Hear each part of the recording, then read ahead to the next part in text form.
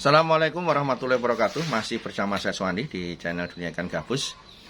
Ya, harapan saya semua mitra, semua teman-teman semua yang ada dimanapun berada tetap dalam kondisi sehat walafiat, tak kurang suatu apapun, dan tetap bisa beraktivitas seperti biasanya ya, bekerja, kemudian ada yang berdagang ya, ada yang tidur-tiduran di rumah, ada yang keliling, ada yang muter-muter menjadi pedagang keliling dan lain-lain. Semuanya diberikan kesuksesan di masa pandemi seperti ini, tetap konsisten, tetap semangat ya. Yakinlah bahwa semua perjuangan yang dilakukan dengan serius tidak ada yang sia-sia. Pasti akan memberikan hasil yang baik buat Anda semua. Ya. Ya, hari ini saya ingin menjawab pertanyaan yang masuk di chat di 081 665 8779 ya. Baik, dari Rendra ya. Salam sukses Pak Suwandi, saya penggemar channel YouTube. Saat sekarang ini saya sudah resign dari perusahaan saya Pak, karena juga dampak pandemi.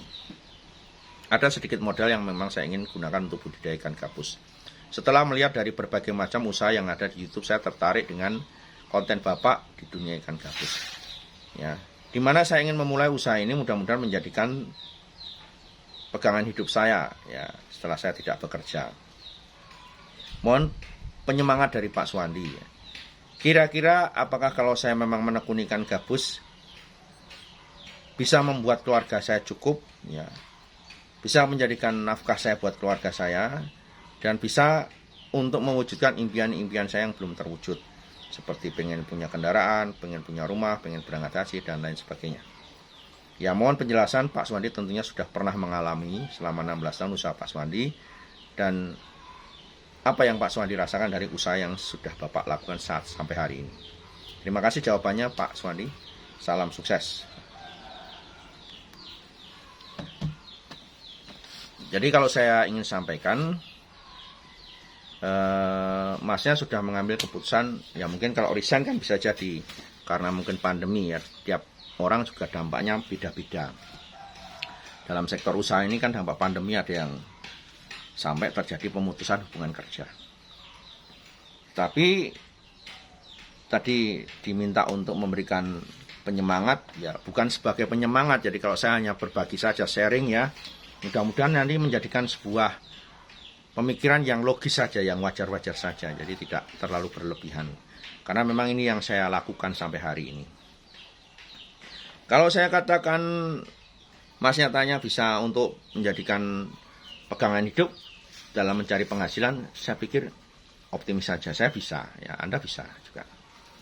Karena selama 16 tahun jualan gabus budidaya juga, ya bersyukur saja bahwa di masa pandemi pun itu omset malah naik terus. Jadi tidak pernah harga ikan gabus turun, apalagi sampai murah, apalagi sampai gak laku, nggak pernah.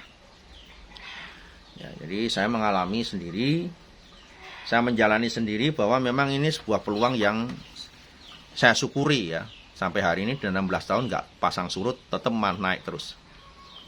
Kemudian kalau masalah impian, semua orang punya impian kan. Ya semua orang punya impian ya. Kalau impian saya waktu itu adalah saya bisa punya ikan gabus, punya kolam yang banyak. Nah, itu saja. Waktu itu usaha saya kan membangun ikan gabus kan pengen kolam yang banyak. Walau berawal dari dulunya hanya 5 bis beton. Ya, jadi lebih baik mengawali usaha itu berawal dari sedikitnya. Kalau memang usaha itu belum pernah ada yang menjalani. Jadi kalau dulu saya memang tidak ada tempat kita bertanya, tidak ada tempat kita berkeluh kesah, otomatis kita kan hanya mencari dan mencari sendiri-sendiri. Termasuk proses pemijahan saya dulu awal-awal juga karena memang nggak ada yang jual induk, ya saya mendapatkan induk dari hasil pembesaran yang sejak kecil ini saya besarkan sampai 1 tahun. Itu pun tidak semuanya berhasil, ya di awal-awal juga banyak kendala-kendala yang kita hadapi. Tetapi minimal kalau Masnya sekarang memulai, ya saya akan meminimalisir resiko Anda. Kalau Anda memulai usaha budidaya kan saya bisa memberikan solusi permasalahan dalam budidaya. Yang waktu itu sangat pahit saya alami, bahkan sampai mati, sampai habis, sampai hilang ya segala macam, itu kan pernah saya alami karena memang saya proses belajar. Tetapi dari proses pembelajaran itulah saya mendapatkan sebuah ilmu yang sangat luar biasa yang saya bisa gunakan dan berbagi kepada teman-teman dan sahabat dunia ikan gabus di mana saja berada. Sehingga teman-teman tidak perlu lagi nanti ngalami waduh mati semuanya gitu kan, hilang ya, nggak bisa jual lah, itu jangan nggak perlu ngalami seperti itu. Nah, kemudian masalah impian tadi Mas tanyakan, apakah bisa mewujudkan impian? Saya pikir juga bisa. Yang penting adalah kalau kita mau usaha itu adalah konsisten dan tekun saja. Tidak usah tengok-tengok kalau orang mau usaha itu satu bidang saja. Ya. Kalau banyak orang itu punya usaha banyak, ya karena awalnya juga tetap satu. Setelah berkembang usaha satu, dia buka yang lain. Kalau usaha budidaya itu tidak bisa diwakilkan. Terutama misalkan pembeningan, itu nggak bisa diwakilkan. Ya, mencetak pengganti kita bisa, kita ajari, kita didik ya. Sesuai dengan harapan kita, itu bisa. Tapi butuh waktu. Ya, tidak seperti orang buka warung kelontong. Satu hari buka warung kelontong 10 di tempat yang berbeda, kemudian taruh satu orang, kemudian barangnya dikasih label harga, semua sudah bisa. Karena sudah tidak ada lagi perlu penjelasan atau perlu penawaran.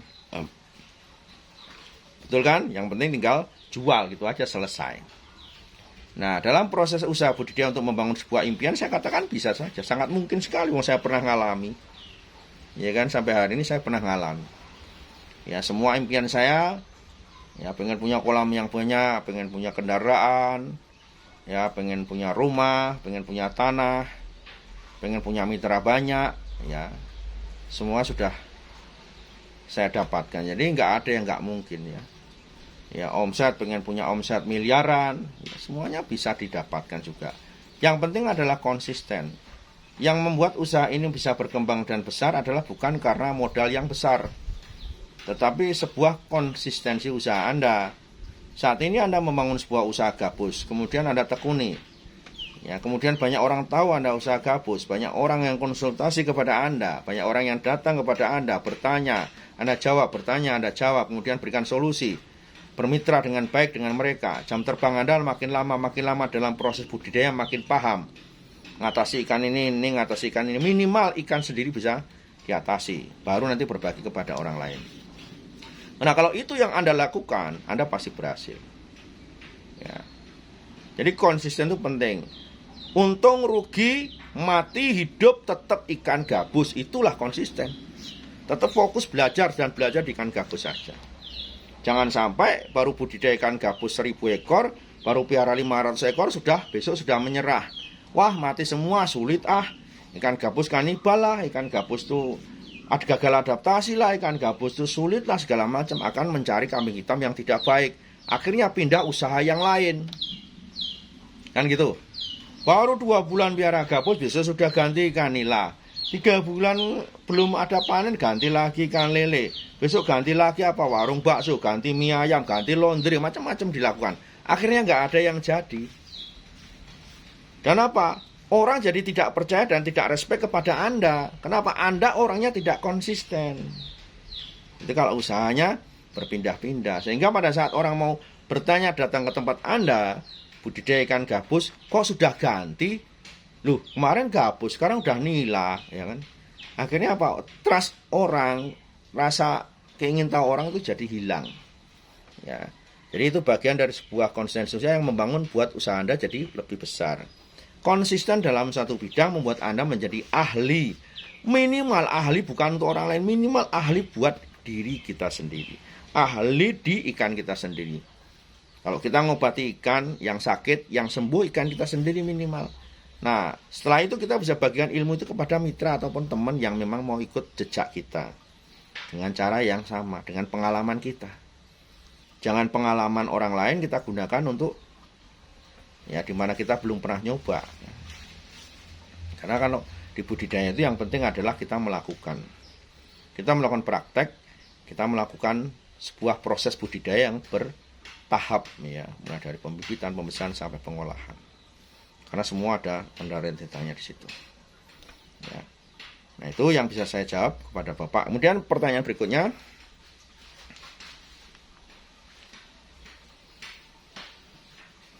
dari Bapak Turmudi.